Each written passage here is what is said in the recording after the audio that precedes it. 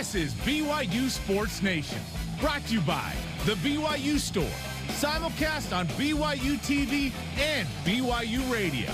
Now from Studio B, your hosts, Jarom Jordan and Jason Shepard. BYU Sports Nation is live, your day-to-day play-by-play in Studio B, presented by the BYU Store, official outfitter of BYU fans everywhere. It is Tuesday, January 4th. Still getting used to the fact that it's 2022. Thanks for being here. I'm Jarom Jordan, teamed up with a guy who is charging into 2022 like a Chick-fil-A employee. You know, some of the nicest people on the planet work at Chick-fil-A, and they have the commercials to prove that. To prove it. Look, did I see one the other day where like a Chick-fil-A employee went with somebody to their adoption? Like they went with the family because the child, like it was a great story. Wow. But I'm like, wow, that is really going above and beyond the fast food industry duties. Like, hey, we have a job to do here in line, and we had to make up for you because you well, on the clock. The reason that we bring this up because we like Chick-fil-A. We love Chick-fil-A. And honestly, my son, I think, got $70 total worth of Chick-fil-A gift cards over Christmas. You want a confession here? One time I was like, I'm sick of this. I'm going out to eat on a Sunday. I'm just going. I thought to go to Chick-fil-A first, and then I realized they were closed, and I realized maybe I am not doing this today. Pickle or no pickle? Pickle or no pickle on the Chick-fil-A? Always pickle. Always pickle. In fact, I would prefer more pickles. Okay. But yes, always pickle on the Chick-fil-A sandwich. The reason we bring this up, Festi Stache tweeted this out. He says, quote, some 2022 advice. Bring the same energy that Chick-fil-A does when greeting you and making sure your order is right. If you do that, your problems will be cut in at least half. Hashtag you're welcome in advance. It would be my pleasure. Yeah. That's awesome. Yes. It's true. They have a reputation of just being great customer service people. Yes. I think that's an important brand element. Yes. If that's one of the things that you're known for, you're known for being nice. In good shape. They're the Spencer Linton of restaurants. You know what I'm saying?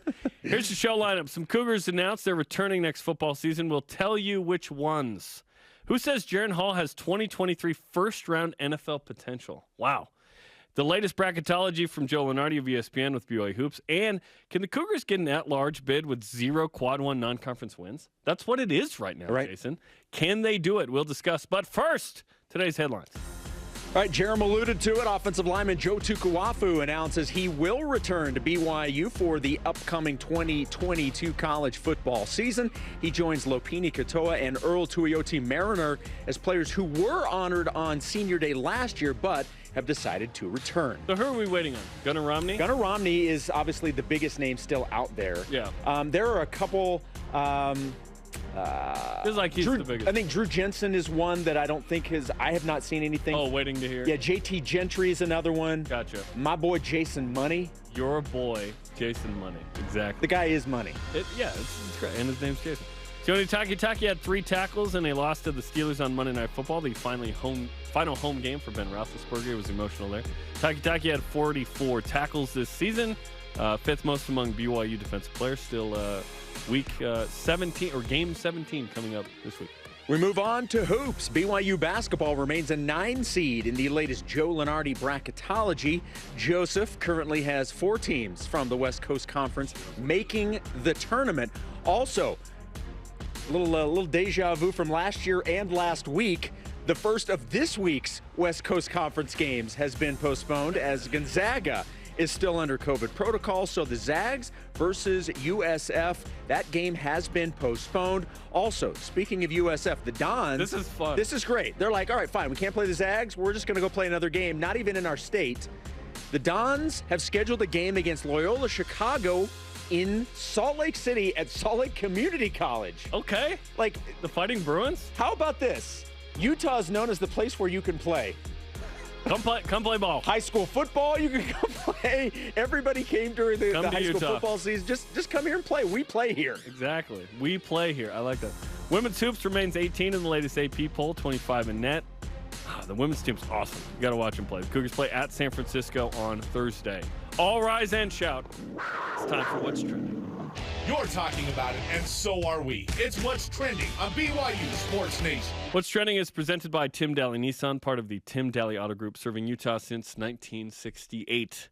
BYU quarterback Jaren Hall was fantastic this last season as a new Cougar quarterback after Zach Wilson, leading the Cougars to an 8-2 record in his 10 starts, including a BYU record 6 wins versus Power 5 teams. Pro Football Focus's Cam Miller has him as a potential NFL first-round pick in 2023.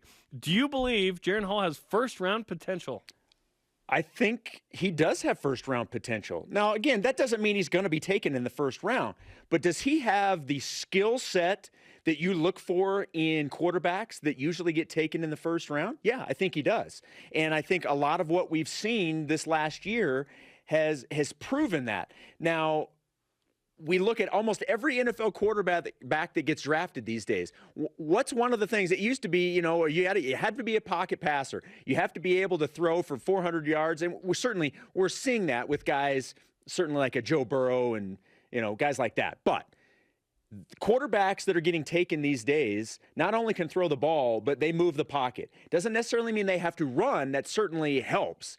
But they have to be able to move the pocket, and we've seen that's what Jaren Hall can do. Jaren Hall's ability to move the pocket and his threat of running allows him to be able to do some things, and that I think NFL teams certainly pay attention to. I think the other thing that works in his favor, and now we've seen this in consecutive seasons, he is in an offense that will showcase his abilities. And so I think that we saw what Zach was able to do in this offense. We saw how that turned out, being a number 2 pick.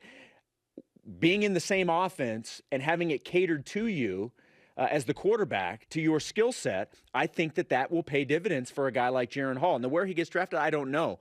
But does he have first-round potential? I think his skill set, that's not a crazy statement in my mind. Shout out to Cam Miller, who first identified that Zach Wilson was going to be awesome.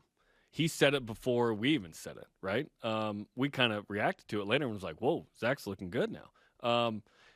Cam Miller went off season and was like, yeah, he only had 2 interceptions that were his fault last year in 2019. It was like, what? It was like, okay. So if he's saying this about Jaren, I believe it. He's the BYU quarterback whisperer. Yes, he is.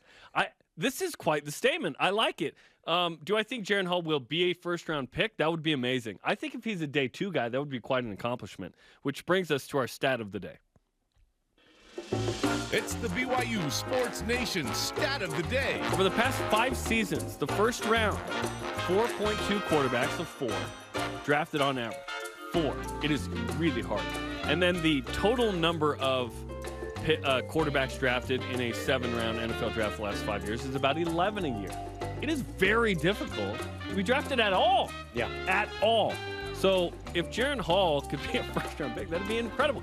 And you look at the track record of BYU quarterbacks now under Kalani Sitake. Taysom Hill wasn't his recruit, but he was his senior.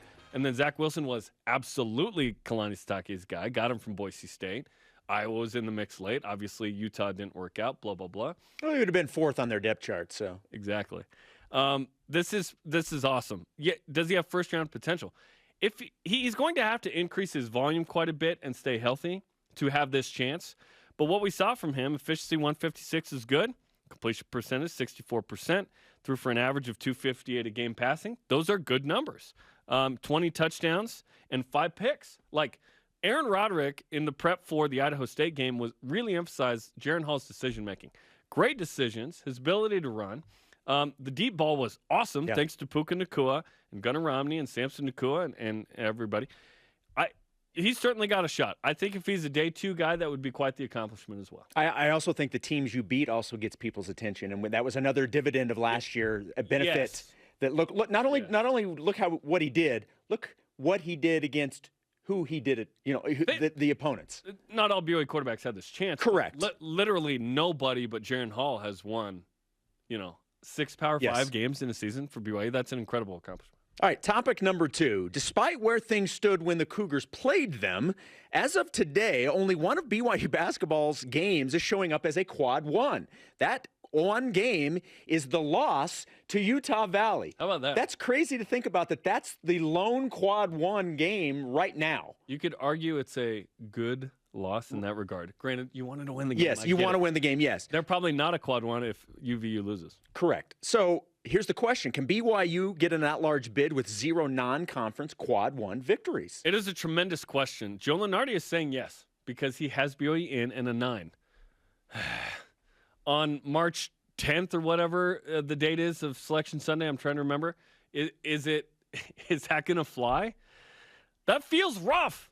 Granted, if one of your wins is Gonzaga, yes. If San Francisco stays quad 1, yes. Because you'd have St. Mary's, San Francisco, Gonzaga, you'd think the league's going to hook that up, by the way. That's going to happen, you would think. Then maybe you're fine because they may not care about the non-conference. But to have 0 non-conference quad 1 wins right now feels kind of weird. 5-2 in quad 2. What we hope is that several of those quad 2s, those wins become quad 1s in 2 months. It's still early, but it is concerning. And if you told me right now, do you take Lunardi's 9 or do you play it out and see if you can get something better? I would take it because I am concerned about no post, no 5, no big 4 right now with BYU. To lean on freshmen at that position is going to be difficult. BYU's going through a transition phase right now. We talked about it yesterday with Dave McCann. Alex Barcelo last 2 games has not been a double-digit scorer. BYU's leaning on freshmen in that position. I think BYU will figure it out. It's just a process that's going to take a second. And if San Francisco is actually really good this year, we'll see. Jury's still out for me, even at 13-1. You can go up and see them at Salt Lake Community College and see how legit they are. Yes, I can. Go Bruins. It's going to be interesting to see how this shakes out in the next 2 months. Yeah, look, the biggest reason I'm going to say yes, they can is what you brought up.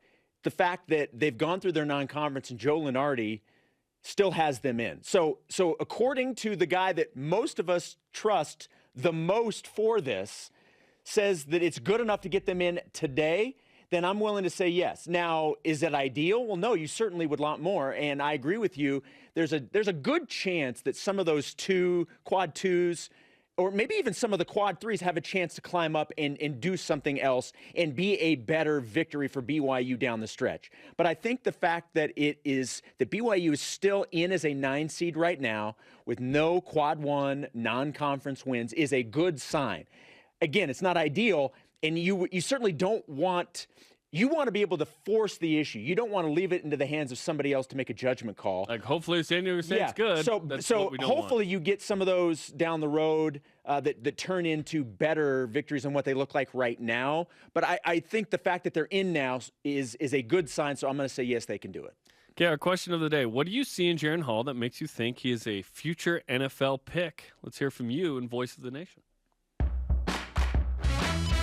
This is the Voice of the Nation on BYU Sports Nation. Chris Marachi on Facebook. You can weigh in on Twitter and Instagram. Passing accuracy and presence in the pocket have evolved quite a bit this past season. That, combined with his ability to run so effectively, make me think that Jaren is a future NFL prospect. But I still feel that he is at least a season away from refining other mechanics as a quarterback and showing that he's durable enough to play in the NFL. Durability is a question. The concussions... and then, of course, the ribs, those are concerns for Jaren's longevity at the next level. He's certainly shown this year. And let's be honest, the reason BYU's 10-3 is Tyler Algier in that run game, and then Jaren Hall combined with the defense, their ability to be positive in margin won BYU a lot of games. BYU's to be credited with that. Let's also mention the fact that the Pac-12 struggled. BYU took advantage of that in the moment. You can only play who's in front of you. BYU goes 5-0. And it was a spectacular season because of those elements, one of which is Jaren Hall's decision-making was excellent. Here's the one thing I'll say about the being able to play and the injuries. We thought the exact same thing about Taysom Hill, that it was going to translate into him constantly being injured in the NFL. Now, he has had some issues this year, concussions and things like that, the finger.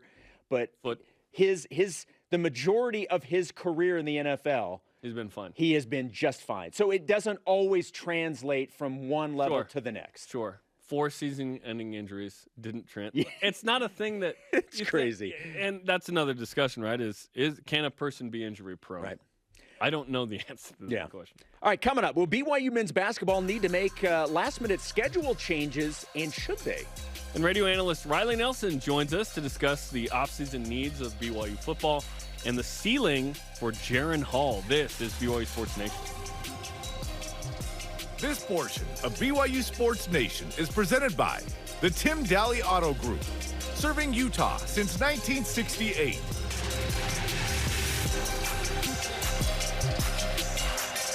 Welcome to a partnership where customer experience comes first. It's our focus. It's your expectation. We provide support to those that go the extra mile for all of us. Supplying products, training, and service for generations. Learn more at bradyindustries.com.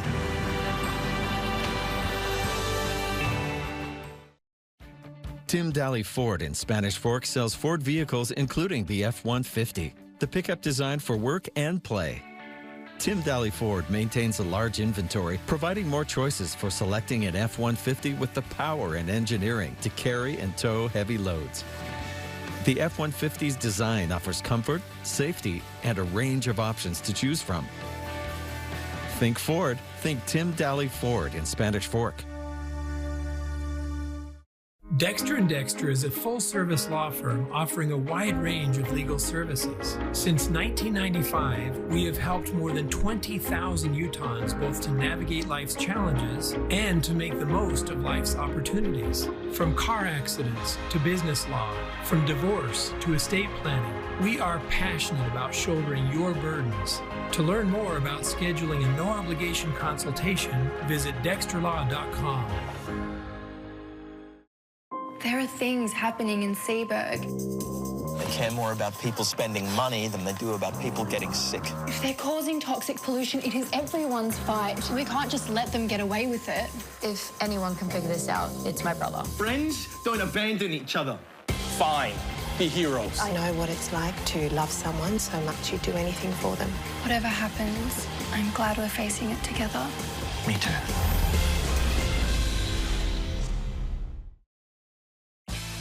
BYU Sports Nation is presented by the BYU Store, official outfitter of BYU fans everywhere. Join us tonight for BYU basketball with Mark Pope as the coach and the voice of the Cougars, Greg Wrubell. Look ahead to West Coast Conference play, and we debut a brand new Deep Blue about Gideon George. That's tonight, 8:30 Eastern on the BYU TV app. It's part 2, and it's a follow-up to what we learned last year about his, growing up, but also the shoe drive that happened. A sequel? Is it a sequel? It's a sequel, and it's better than Empire Strikes Back. We're live. No, that's not true. That's an amazing show. We're live in Studio B with your day-to-day BYU sports play-by-play. I'm Jarom Jordan alongside Jason Shepard. A lot of discussion about BYU football and Jaren Hall and NFL potential. So let's bring in today's first guest, radio analyst Riley Nelson, former Cougar quarterback, whose haircut looks incredible, by the way, joins BYU Sports Nation. Riley, how you doing, man? You look awesome. Oh, man, you're so kind. Shout out to Blair Randall at Buffalo Barbers in North Salt Lake for taking care of me. And I got to tell you, it's been a long road. Jason and Greg and all those guys, over the course of the season, I had to grow out the top long. My hair doesn't naturally lay down, so it has to be really long. So the top of my hair actually comes down to my mouth. But anyway, for Blair to be able to kind of blend up the sides, keep it tight, and now that I finally get some lay down in the back, it's been great. And let's be honest, I normally wouldn't spend this much time on my hair, but I'd say probably 30% of what I've remembered from my time at BYU has to do with my hair. I think it's relevant to our discussion today. I was going to say, did Tom Holma ask you to get a haircut this time too?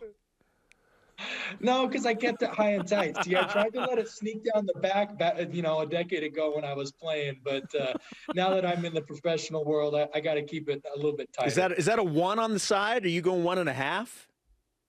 Yeah, so if you guys want to ask, now Blair is extremely skilled, so my guy's awesome. But if you want to ask your own guy, so I'm skin up to the top of the ear, and then top of the ear, he just blends it up to where I got the length on top. So that's Next what level. I got it. All right.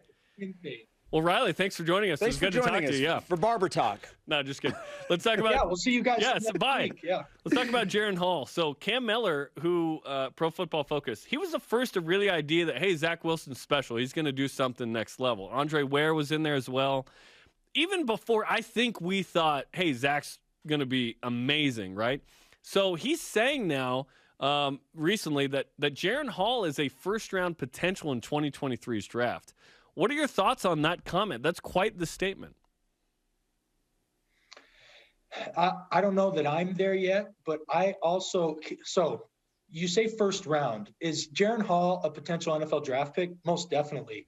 Draft order is dependent a lot more on what does the class around you look, right? Like Zach Wilson was number 2 last year, but if Zach Wilson was, in that draft class where Jamison Mariota went 1-2 and you had a bunch of other, guys in it, he's maybe the 5th or 6th guy off the board, right? And then 5th or 6th guy off the board, well, what are the needs of the other teams in the first round? Who's actually in the market for a quarterback?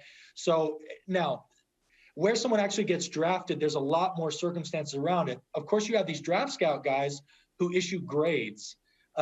He says he has first round potential. I don't think, at least from other quarterbacks in the caliber, from my, untrained scouting eye, I wouldn't say necessarily that he's exhibiting the kind of talent level and first round skill set yet, but is he on his way to be knowing that he's coming back for another year, that he's been under the tutelage of Aaron Roderick, who obviously was able to take Zach from, let's not forget that, Hawaii Bowl and that 2019 season coming back where we weren't quite sure what we had in Zach, but a year with Aaron Roderick, obviously working with John Beck and the guys down at 3D QB, and then Zach gets taken 2 off the board. I don't think that's outside the realm of possibility for Jaren Hall. The one thing that's different, while Zach is durability, and people will say, well, Zach had some injuries. Zach hurt his hand by, hitting it on a helmet, right? He broke his hand hitting it on a helmet. Outside of that, he was able to kind of stay clear. When you get guys that have either head injuries or torso injuries, those are kind of more durability issues than single event issues. For me, if Jaren's going to be there, there's definitely some aspects of his game for him to be a bona fide first round draft pick that need to improve. But even bigger than those, on the field technical aspects, the biggest question he has to answer is, can he be there for his team for an entire 13 game slate? Riley, let's stay with the quarterback discussion, but move back a spot. We found out in the last couple of days, Baylor Romney announced that his time at BYU had come to an end. That moves then Jacob Conover as the backup to Jaren Hall for next year. And obviously, regardless of the quarterbacks, it seems like backups are playing in college football these days because, the likelihood that a starting quarterback stays healthy the entire year just doesn't seem to be too realistic. What are your thoughts on Conover being the main backup to Jaren Hall?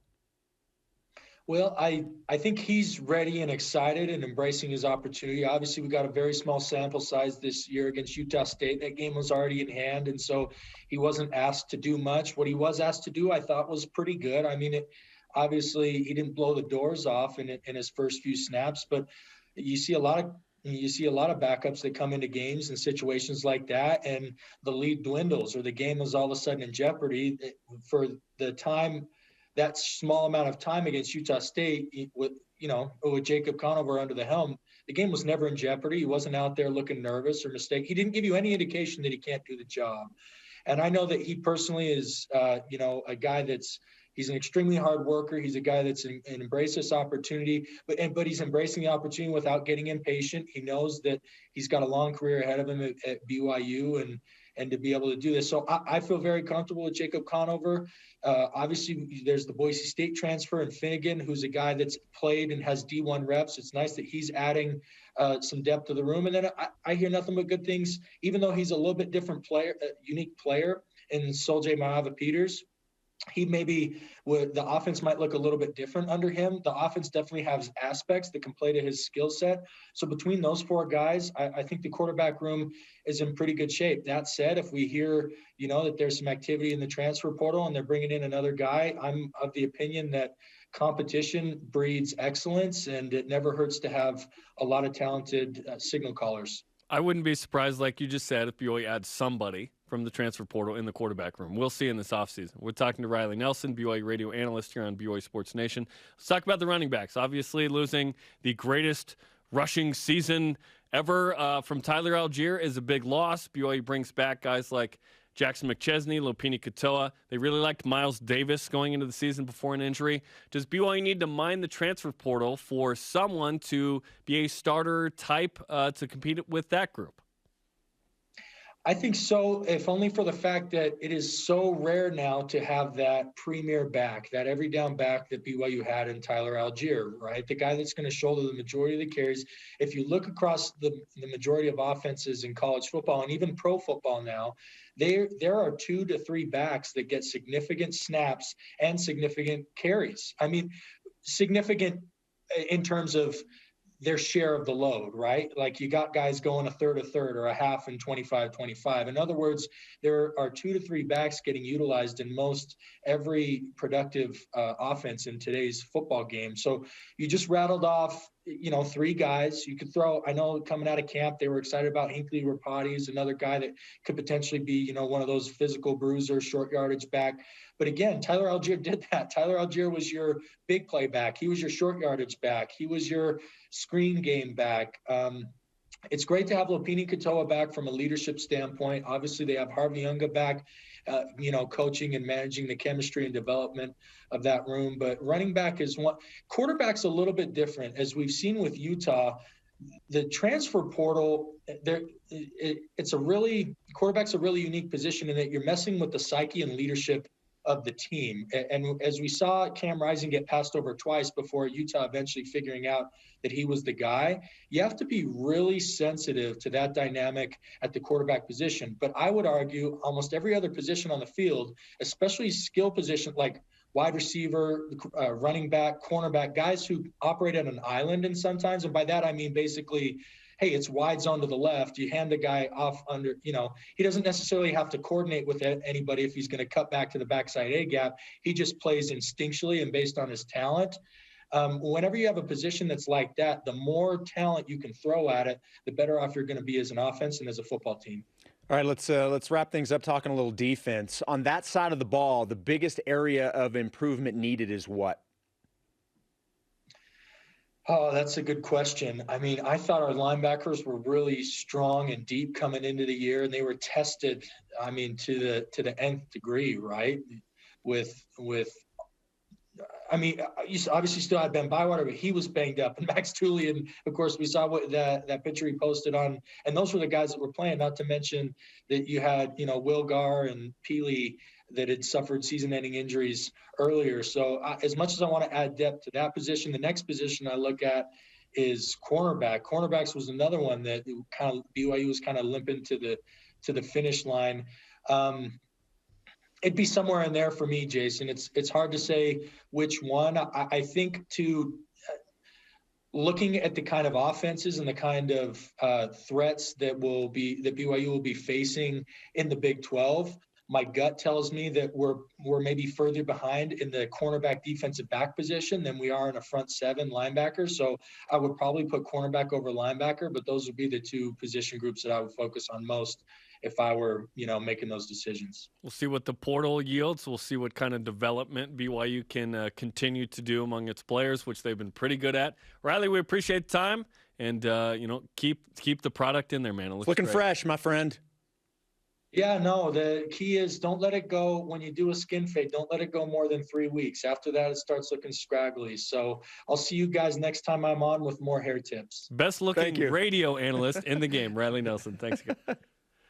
Okay, Riley Nelson bringing up some great points. I'm interested to see what the defense does too. Like we've talked a lot about kind of running back and what you do there, receiver who's come back. Defensively, obviously, BYU needs to improve. Yeah, well, and one of the biggest areas, and he touched on it, is stay healthy. I mean, BYU's best defensive players got hurt and were out for extended periods of time. Strength and conditioning? Is it it's just fluky? Yeah. Is it just football? Like, it's hard to quantify rate of injury. There's no question about it. You just can't predict that. All right, coming up, Shawn Olmstead will be live with us right here in Studio B talking some men's volleyball. And since the Pac-12 struggled this year, are we even proud of the championship banner anymore? Like, should that thing stay up? We got to talk. This is BYU Sports Nation. By the way, 1.5 on the side. Oh, nice.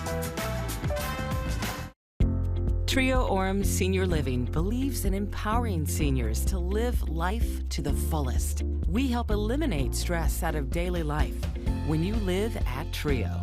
Less time focusing on housework means you can socialize at one of our many events, with safety in mind, of course. And did we mention our spacious apartments with modern amenities? Learn more about setting up a private tour at trioaurum.com.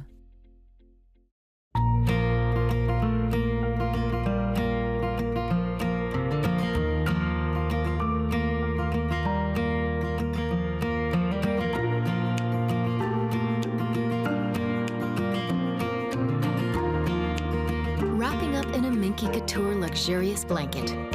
Getting cozy with family and friends. A gift for everyone. Minky Couture, official luxury blanket of BYU Athletics.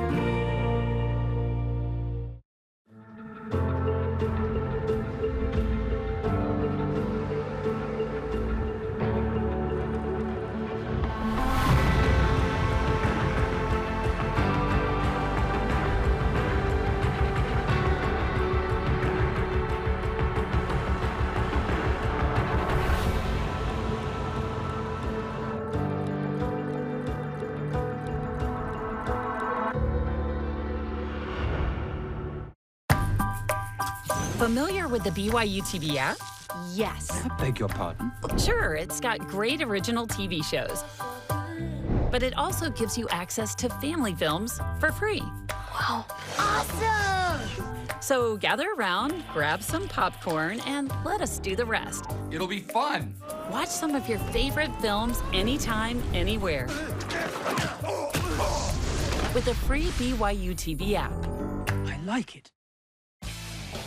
BYU Sports Nation is brought to you by Maersk, enabling global trade for a growing world.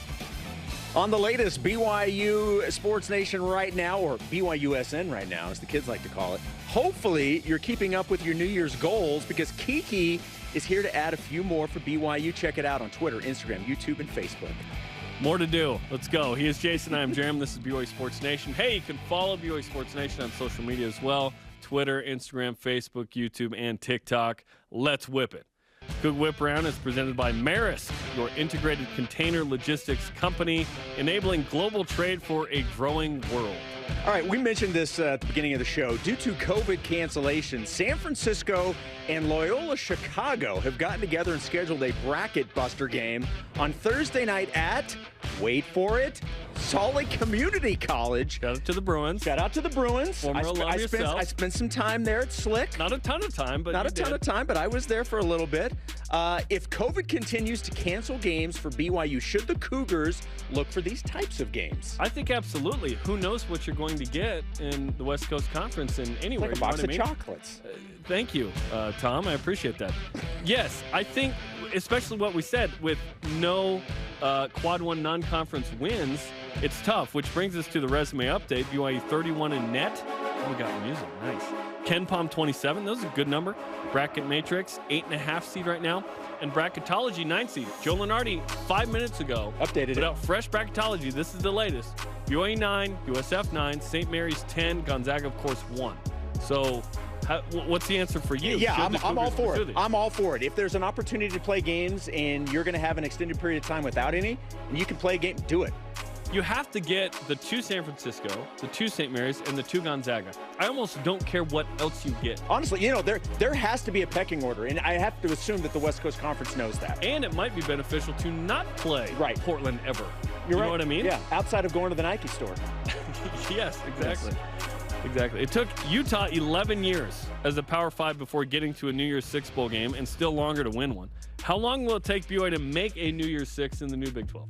Oh, man, that is so hard to gauge. Look, there's going to be a learning curve. Even though I think BYU's in a better situation going into their conference than Utah was a decade ago going into theirs, I would say within 3 to 5 years, that stuff becomes realistic, I think.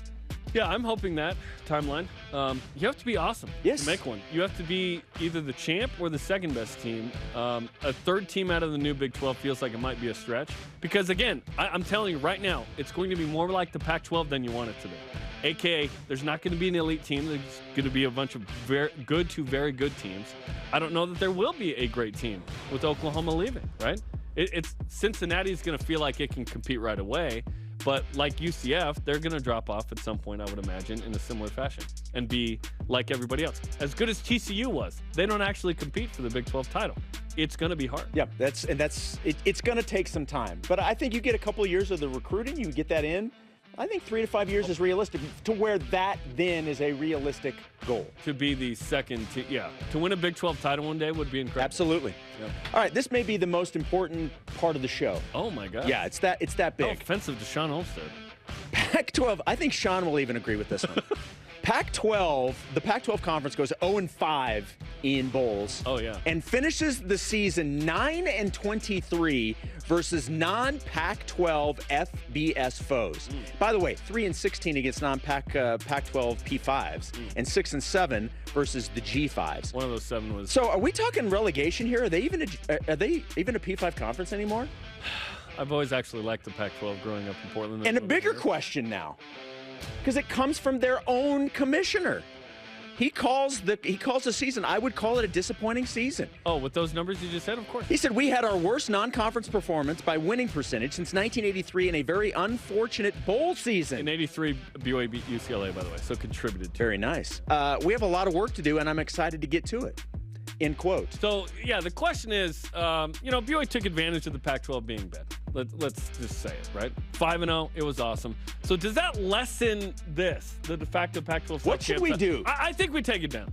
Is today the day it's coming down? I think so. You know what? Bring in the ladder. Ben Bagley, our coordinated producer. Wow. Let's just... Emphatic with the ladder. He's good with the ladder. You know, he's built by the Home Depot. We're just going to take it down. It's gone. Today's the day. All you Ute fans watching, congratulations for taking it. Oh, just chucking it. Threw it. Okay. Well, that cost a little bit, Ben, but all right.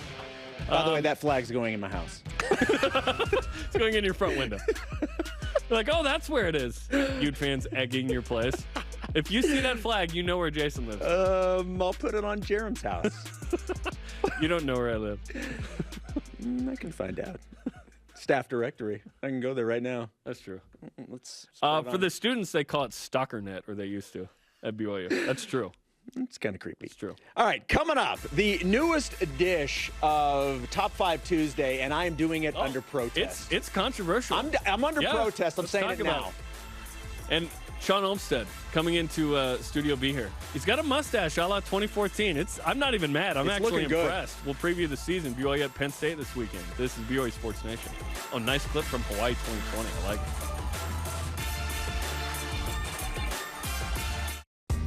BYU Food to Go's convenient location at 2191 North Canyon Road in Provo makes bringing popular BYU foods to your next event easy. Everything's ready when you need it at the drive and load pickup. You drive in and they load no matter the weather. And stop in the on-site creamery for great BYU chocolate milk and ice cream. BYU Food to Go, bringing campus to your table. Call for details, 801-422-5001. If I got hurt and was laid up at home, I wouldn't even think to call a lawyer. What a hassle. I'd want to meet them first. What if I told you that for your first consultation, your lawyer will come to you, home or hospital? Really? Really. They do that? If you've been injured, we'll come to you. It's your job to get better. It's our job to deal with the insurance companies. Learn more at siegfriedandjensen.com.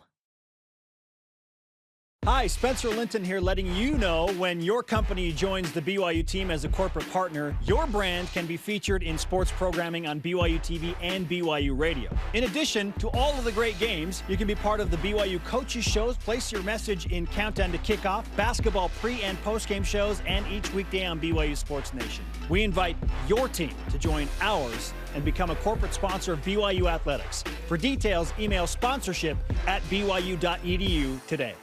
I'm fully supportive of your father's decision. This family needs time out. We said peace and quiet. You don't get quieter than this. Oh, you mean it's haunted? I shall become their living nightmare. Beyond Ghostbusters. I have a plan. It's nice to meet you. I am cursed. This place is starting to feel like home. How do you plead? For mercy. For love is always with you. And love is stronger than death. BYU Sports Nation is presented by the BYU Store, official outfitter of BYU fans everywhere. On the newest Deep Blue podcast, Jarom Jordan talks with baseball coach Mike Littlewood about officiating in March Madness, turning down a job in the NBA, a tumor he had removed, and the future of Cougar baseball. Listen on the BYU Radio app and where podcasts are found. He told this story that is one of the craziest stories about flying in an airplane to a remote, like to Flagstaff and then back to St. George in a storm where he thought he was going to die. Like, it was crazy. And the whole NBA thing and the fascinating conversation. Go check it out. Coach Littlewood's amazing. He is amazing. Welcome back to BYU Sports Nation live from Studio B. Now, when you have a great mustache, you're going for something. I don't know what you're going for, but Shawn Olmstead has reverted back to the 2014 version of himself, and he's got a post-Christmas holiday mustache. Shawn, I'm really impressed by it. I like it. What is the message you're sending with this? There is no message. Look, I openly admit that over the course of a couple weeks off, a week off at home, my wife had a surgery, so I was full dad mode. My wife was in bed, laid up, and I didn't even have a chance to think about shaving for that week. Then we came back a week before classes started with the guys. Again, I was kind of in full coach mode, going. So I'm open about it, openly admit that, hey, Sunday night, we're back, campus, everyone's here, we're excited, and I've always enjoyed it. I enjoy it. And so it's literally kind of how it happened, years and years ago with the women's team. It was over a break. I was coming down here to the NCAA show, and I was like, this will be kind of funny, and did that, and from there it just went. So then you is it sticking around then? Are you going to trim it right now? I got to trim it. I got to figure it out. I need some you see these things like the beard care, the mustache. I got to figure out that groove because I think it'll make it a little smoother. Yeah. Sometimes it gets a little irritating when, I'm taking a swig of a Diet Coke or something. It gets a little itchy and I'm, thinking there's a fly going up my nose, but it's it's your face. Yeah, it's my face. And then I get some food and different things. So we'll see. Well, we're excited that you're here because that means the season is upon us. Yeah. At Penn State this week. Yeah. Obviously, a new look group. Like if this was a band, it'd be Gardini and the boys, right? Yeah. Mitchell Worthington's back, the two starters. A lot of firepower lost, but a lot of young talent in this group. So tell us about the 22 BYU men's volleyball team. Let me just tell you why I brought a ball, though. I just assume you always want to play volleyball. No, well, I do. Just in case a game breaks out. Yeah. No. And I'll be quick. But my second family back home, the Goodfield family, he watches everything you guys produce, everything you guys do, and literally comments, he knows by first name, and he's like, the vibe, the energy, the production. And so every time I see him, he just wants to talk about that, and he loves talking that. And so I saw him about 3 weeks ago, went over to their house. I give Lou a hug, big hug, and his first comment is, Shawn, what are we going to do without Gabby? What are we going to do this year? But anyways, he said, I love your interviews. You do a great job. They do a great job. But they just need a volleyball. When you're on, they need a volleyball. Well, there is one down there. There is one down there. You want up here. But, Lou wants it up here. You want a little more prominent. So we got to put the ball right now. This is our sign from our team last year. One of the best teams we've had here at BYU. You do realize Jarom's going to take that to his office right after the show. That's okay. This is for Lou. Lou requested that. And so, Lou, love you guys. Got your back. Hey. And there we go. So you know what? Just if you want your thing placed here, you just bring it in and we'll set it in. That's how it works. No, that's awesome. Yes, that's great. But I want you guys to have it Thank too. You. You know that's that. Really There's only a handful of those, and I know. And you guys mean that to us. So I do appreciate what you guys do, and I love it. So let's get back. We're playing, and that's what's exciting. As everything going around, I'm just catching up. I mean, did basketball cancel another one? Men's hoops is good, but Gonzaga San Francisco delayed this week. Okay. It's the first WCC game this week. Yeah, and we're seeing that with men's volleyball too. We're actually seeing a handful of schools that have backed out in this weekend. We're full go. We're leaving tomorrow at 7 o'clock in the morning, heading off to Penn State. It's a match we wanted to play. They're going to, obviously, I said it to you, they're going to be a top 5 team. They are. They're legit. They're really, really good. And so this group needs that. And it's exciting. It's easy for, the viewers as they look at our roster and look at our team, man, who's going to do this and who's going to do that? I tell you what, I promise you, there's just an excitement that comes with coaching, with our job, that is a new opportunity for these young guys, and that's what we're going to get to see. And they're going to take their lumps. We're going to have to navigate things a little differently than we've had to in years past. We can't deny that over the last couple of years, we had a solid core, a solid group, and we kind of knew what we had, and we built from there. Does that make sense? And so now, there is a lot of unknowns, but I couldn't be more excited about this season to just be able to, those guys that have that opportunity, and we get to see them grow. Okay, so you mentioned the unknowns and the youth.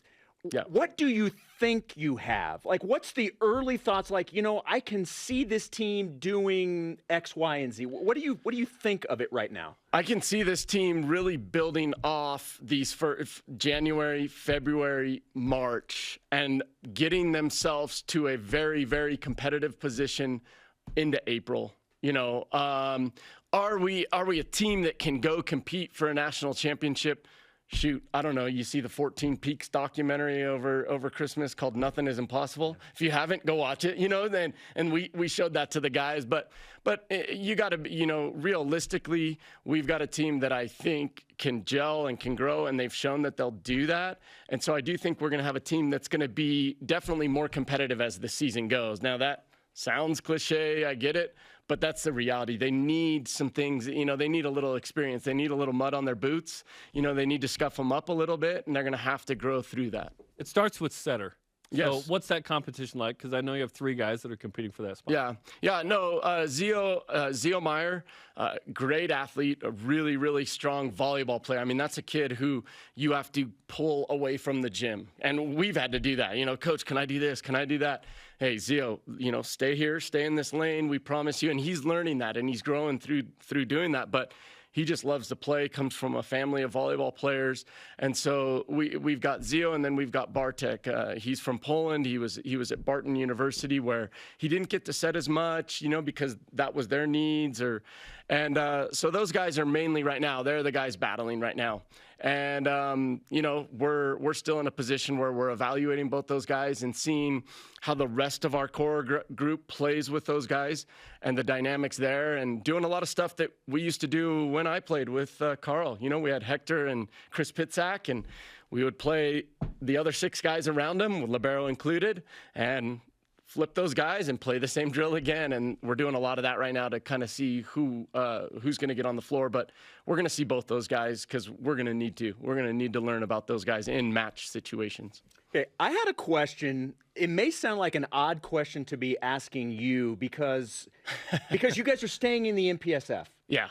But with all of the hype around going to the Big 12, what changes for you? What advantages are there with the athletic department being in the Big 12, even though men's volleyball is not going to be participating in because they don't offer that in the Big 12? What is that dynamic like to not be a part of it, but what advantages are there to having the athletic department in it for volleyball? Yeah, no. For sure, there's a lot of advantages. We've seen that. We've seen that immediately with football, with basketball. I'm not allowed to specifically name some recruits that I know specifically in other sports. I think you guys can put 2 and 2 together that weren't super, super high on BYU once they went into that big conference. In my discussions with people around them, very close to them, that immediately flipped. And we can talk about that off air. But there's definitely in terms of the resources, the excitement, the exposure, that's big time. And but it was a little different. It was like this party, this excitement. And our guys, in a way, were kind of like, yeah, let's go. And I'm just being honest. It wasn't like they were going to jump in the parade down Main Street and go, Big 12, baby, because they were like, all right, this is great. And they support their fellow student athletes. But it was also, we had to kind of talk with them and explain to them, the value here, the importance here. But again, it's just me being totally honest. And the meeting that we had where the coaches only with Tom, when we got the announcement, it was total excitement, myself included. But, but men's volleyball staying in the MPSF, which I get it. Unfortunately, that's just men's volleyball, and I'm okay with that. I'm not one to sit and go, hey, it's got to be this way. We got to join the masses here. Hey, we're men's volleyball. We've got this cool little group, kind of this cool little club that we love. We love the conference we're in. We get to play against P5 schools, almost every weekend. So it's good. It's great. what a great opportunity for BYU. And we're seeing it. We're seeing it, man. We're seeing it everywhere. There's been this boost. 100%. Like 100%. Awesome. And hey, in this process, you got free T-shirts. You know? Oh, I did. Yeah, I got that box. Swag. You know, no. 100%. Well, we're excited to be at Penn State this weekend, and then you have a bye, and then home matches against UC Irvine on the 21st and 22nd. Get your tickets now, and, of course, every home match on BYU TV or the app. Yeah. So it's going to be a fun season, and I think we have 12 or 14 home matches. Yeah, we have, I think, 14 and 10 on the road. So we've got this road trip right now, and then we're here for a long time. So UCLA to finish. Oh yeah, and they're a good team. Looking forward to that. They're a good team. But it'll be fun. Hey, I always want to tell you guys just what a great job you guys do. Honestly. Thank you. Nice. Just for our sport, the athletic department. I know you guys get a lot, but it's big time what you guys do, and everyone tells me that they love it. And me sitting here on the sidelines, I'm laughing my head off. It's great. You guys do a great job. You guys also make it very easy too. Yes. I mean, when I come in with a mustache, I did your job. I took your segment. You're welcome. Listen, if you lost every game, maybe people don't feel the same way. Yes, being true. good combined with exposure. Yeah, you guys are awesome. Thank you guys. Steve Vale's happy up in Logan right now. Props to Steve. All right, coming up, a rise and shout out to a one-year wonder at BYU. And by the way, we mean that in the best way possible. In Top 5 Tuesday, where does 2021 fall in the greatest years in BYU sports history? Some controversy in this one. This is BYU Sports Nation. This portion of BYU Sports Nation is presented by Delta Airlines. Keep climbing.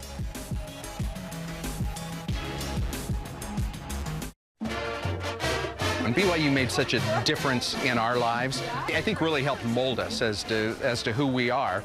And so when we had that opportunity and came back to Boise and found out there was an active chapter, we thought, okay, that's something that I can really get behind and get involved in. We want to promote the BYU experience all over the region. We want people who leave BYU to still stay connected.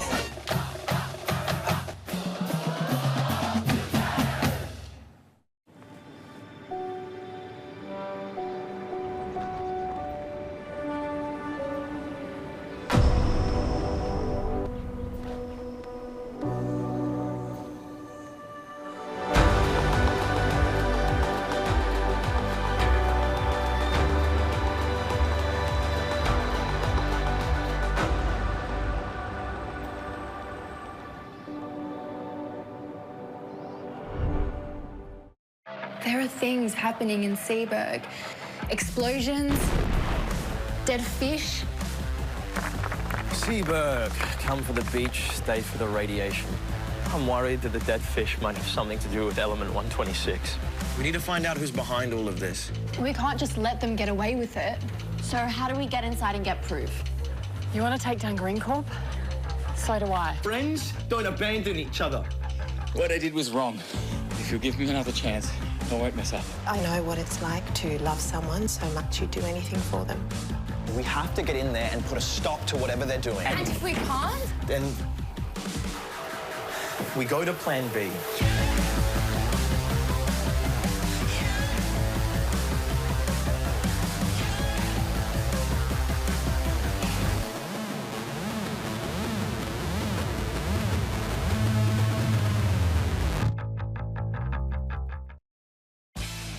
This portion of BYU Sports Nation is presented by Mountain America, the official credit union of BYU Athletics. BYU Sports Nation, mustacheless, always available on demand via the free BYU TV and BYU Radio app. Or download the podcast. Just Google BYU Sports Nation podcast. While you're there, subscribe, rate, and review. Oh, the Reddit chatter about our Top 5 Tuesday has just been incredible. Presented by Delta Airlines. Keep climbing. After an unforgettable 2021, we're talking January to December. We're not talking like August to May, okay? We're talking calendar year.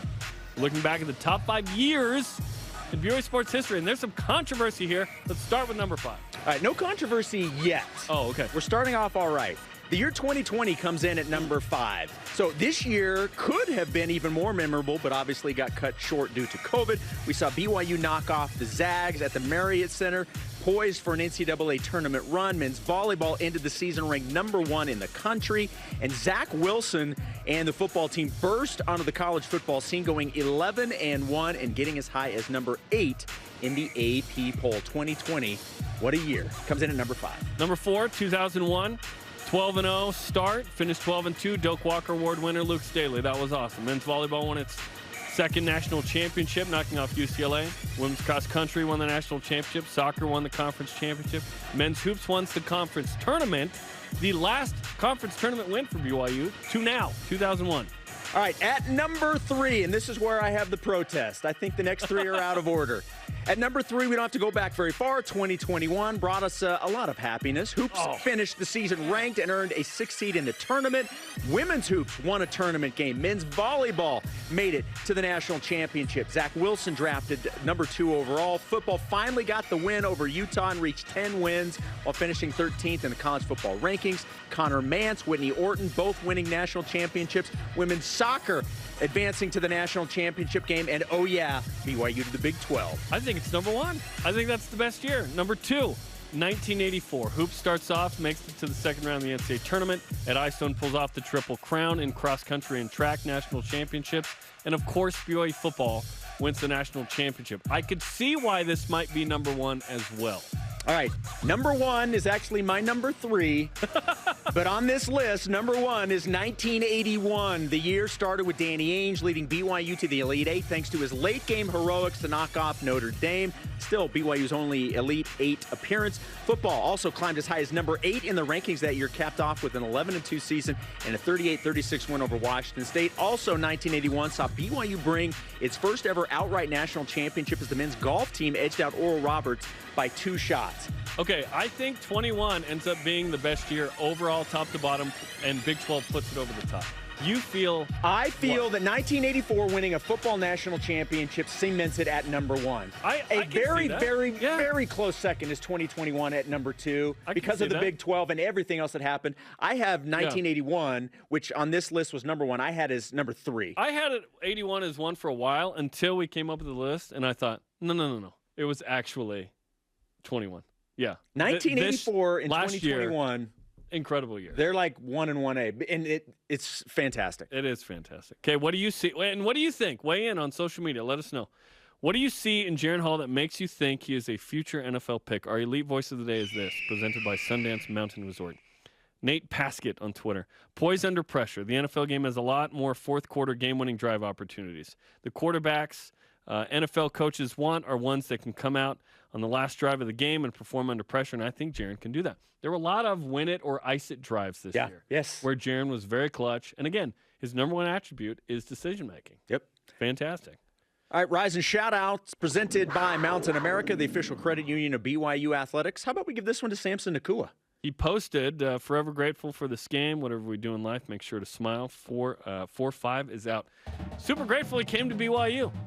He made a massive energy difference and then quantified that with tremendous years. He was fantastic. It's a shame we only had him for 1 season. Our thanks to today's guests, Riley Nelson and the mustache man, Shawn Olmstead. Conversation continues 24/7 on Twitter, Instagram, and Facebook. Always use hashtag BYUSN. Sorry to Dennis, no time for Jason. I'm Jarom. Shout out to Micah Alba. Stay tuned for the first BYU devotional of the winter semester featuring President and Sister Kevin and Peggy Worthen. Go Cougs!